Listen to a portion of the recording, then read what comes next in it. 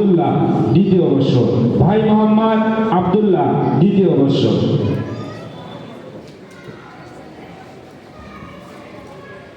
السلام عليكم ورحمة الله.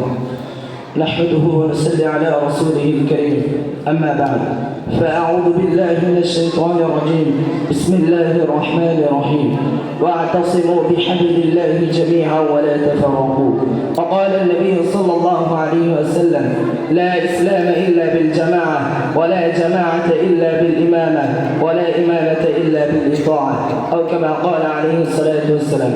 ঐতিহ্যবাহী নুরানি তালিমুল কোরআন মুহিজ সুন্নাহ ছাত্র কাফেলা কর্তৃক আয়োজিত বাৎসরিক বাংলা বক্তৃতা সেমিনারের সম্মানিত সভাপতি, বিজ্ঞ বিচারক মণ্ডলী, সুদক্ষ পরিচালক, আমার সঙ্গে উপবিষ্ট ছাত্র ভাইয়েরা, সকলের প্রতি রইল আমার আন্তরিক শুভেচ্ছা ও মোবারকবাদ। মুহতারাম হাজিরিন, আপনারা সকলে আমার নির্ধারিত বিষয় অবগত আছেন। বর্তমানে বাংলাদেশে ইসলামী আন্দোলনের সমস্যা ও সম্ভাবনা, যদি আল্লাহ তাআলা চান এর উপর কিছু আলোকপাত চালাবো ইনশাআল্লাহ তাআলা। মুহতারাম হাজিরিন, সর্বপ্রথম আমরা জেনে নেব ইসলামী আন্দোলন কাকে বলে। ব্যক্তিগত জীবন, পারিবারিক জীবন, রাজনৈতিক জীবন, এক কথায় মানব জীবনের প্রতিটি কাজে, প্রতিটি ধাপে ধাপে আল্লাহর বাণী এবং হক প্রতিষ্ঠার জন্য রাষ্ট্রীয় পর্যায়ে সমূহান ইসলামকে বিজয় করার লক্ষ্যে সর্বাত্মক প্রচেষ্টা এবং অনুসন্ধান চালিয়ে যাওয়ার নাম হল ইসলামী আন্দোলন। মুহতারাম হাজিরিন, এবার আসুন আমরা জেনে নিই ইসলামী আন্দোলনের সূচনা সম্পর্কে। মোহাম্মদ বিন কাসিমের সিন্ধু বিজয়ের পর 1203 হিজরি সনে ইখতিয়ারউদ্দিন মোহাম্মদ বিন বখতিয়ার খিলজি রাহমাতুল্লাহি আলাইহি মাত্র 17 জন অশ্বারোহী নিয়ে বঙ্গ বিজয় করে দেশে ইসলামী আন্দোলনের সূচনা করে তোলেন। এরপর অসহায় মা বোনদের আর্তনাদ তার চিৎকারের সারা দিয়ে সুদূর আমান হতে চলে আসেন হযরত শাহজালাল এবং শাহ পরান রাহমাতুল্লাহি আলাইহিমা। শুরু করেন বেদাত এবং কুসংস্কারের বিরুদ্ধে দুর্বার আন্দোলন। এরপর ব্রিটিশ আন্দোলনের টিপু সুলতান এবং ফকির মজনু শাহর কোন আন্দোলন বেদাত এবং বাতিল কেমন ভাবে বিতাড়িত করেছিল, যা আজও পর্যন্ত আমাদেরকে বাতিলের বিরুদ্ধে লড়তে অনুপ্রেরণা জাগায়। মুহতারাম হাজিরিন, 1981 সালে হাফিজুর রহমাতুল্লাহি আলাইহি পার্লামেন্ট নির্বাচনে অংশগ্রহণ করে দেশের মানুষদেরকে আবারও স্মরণ করে দিয়ে গিয়েছিলেন ইসলামী আন্দোলনের কথা। মুহতারাম হাজিরিন, শুধু এখানেই ক্ষান্ত নয়, 1992 সালে শেখুল হাদিস আল-আজিজ রহমাতুল্লাহি আলাইহি বাবরি মসজিদ কর্তৃক লাখো জনতা লং মার্চের মাধ্যমে সারা বিশ্বকে তাক লাগিয়ে যে আন্দোলন করে তুলেছিলেন, তা পৃথিবীর ইতিহাসে স্মরণীয় অধ্যায় হিসেবে রয়েছে। মুহতারাম হাজিরিন, আমাদের মাথার মুকুট ওলামায়ে কেরামগণ এদেশে সর্বদা ইসলামকে প্রতিষ্ঠা করার জন্য সর্বত্র প্রচেষ্টা করেছেন, কিন্তু দুঃখজনক হলেও চরম সত্য এটাই যে ওলামায়ে কেরাম এদেশে যখন ইসলামকে প্রতিষ্ঠা করার জন্য রাজপথে নেমেছেন, তখন একদল পশু তাদের উপর চালিয়েছে জুলুম, নির্যাতন, স্টিমগুলা। কিন্তু বাস্তবতা এটাই, যাদের কোনো জুলুম মুসলমানদেরকে ইসলামী আন্দোলন থেকে বিরত রাখতে পারেনি, বরং সকল মুসলমান সকল বাধার প্রাচীর ভেঙে দেশে ইসলামী আন্দোলন করে তুলেছেন। মুসলমান ভুলে গেলে চলবে না, এরা ওলামায়ে কেরামের দেশ, এরা শাহজালালের দেশ, এরা শামসুল ফরিদপুরের দেশ। এদেশে ইসলাম ছিল, ইসলাম আছে, কিয়ামত পর্যন্ত ইসলাম থাকবে। প্রয়োজনে কিয়ামত পর্যন্ত ইসলামকে টিকিয়ে রাখার জন্য মাথায় কাপড়ে কাপড় বেঁধে ময়দানে ঝাঁপিয়ে পড়বে, ঝাঁপিয়ে পড়বে।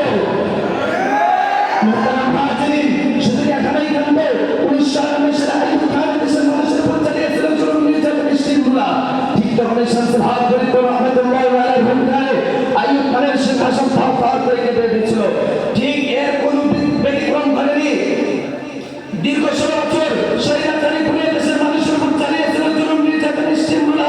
তারপর অপেক্ষা রাখে না, কোথায় আছে আল্লাহ ছাড়বেন, ছেড়ে দেন না। তাই তো পৃথিবীর ইতিহাসের থেকে তাহলে দেখতে পাই, নমরুদ পৃথিবীর জমিনে জুলুম করে বিকতে পারে নাই, ফিরআউন পৃথিবীর জমিনে জুলুম করে বিকতে পারে নাই, উতবা শাইবা আবু জাহেল পৃথিবীর জমিনে জুলুম করে বিকতে পারে নাই। ঠিক তেমনি ভাবে বাংলার জমিনে স্বৈরাচারী পুলিশ শেখ হাসিনাও জুলুম করে বিকতে পারে নাই। 2024 সালে এদেশের ছাত্র জনতা যখন ঐক্য হয়ে গণভবন দখল করেছে, স্বৈরাচারী পুলিশ বাংলার জমিন থেকে গুজরাটের কসাই মুদির কাছে পালাতে বাধ্য হয়েছে, পালাতে বাধ্য হয়েছে। মুহতারাম হাজিরিন, মুহতারাম হাজিরিন, বড় আফসোসের সাথে বলতে হয়, দীর্ঘ 500 বছর মুসলমান ভারতবর্ষ শাসন করার পর আজকে সফলতার শিখরে পৌঁছতে পারছে না। কারণ একটাই, আজকে মুসলমান ইসলামী আন্দোলন থেকে দূরে সরে গিয়েছে। আর আফসোসের সাথে বলতে হয়, আমার দেশে প্রায় 40টির বেশি ইসলামী দল রয়েছে, তবু আজকে আমরা সফলতার শিখরে পৌঁছতে পারছি না। কারণ আজকে প্রতিটি দল সামান্য কিছু অনুসারী নিয়ে রাজপথে নেমে নিজেদেরকে বড় বড় মুজাহিদ বলে করছে। প্রকৃতপক্ষে তারা মুজাহিদ নয়, তারা যারা কুল্লু হিজবিন বিমা লাদাইহিম আমাদের প্রতিফলন। তাই আমি অবশ্য বলতে চাই,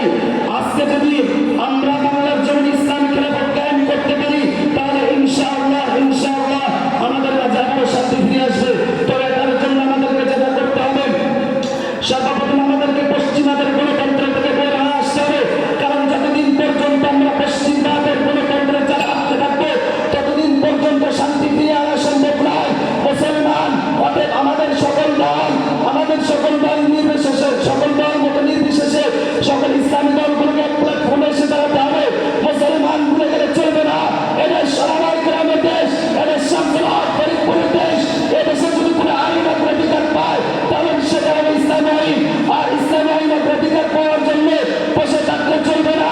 প্রয়োজনে মাথায় কাপড়ে কাপড় বেঁধে আল্লাহু আকবার বলিতে আবার বদরের ন্যায় জমিনে ঝাঁপিয়ে পড়তে হবে, ঝাঁপিয়ে পড়তে হবে। আর ইনশাআল্লাহ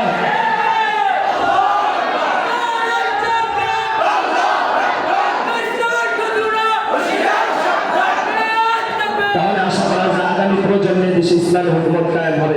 আল্লাহ রাব্বুল আলামিন আমাদের সকলকে কবুল করুন। আমা তাওফীকি ইল্লা বিল্লাহ। আসসালামু আলাইকুম ওয়া রাহমাতুল্লাহ। মাশাআল্লাহ।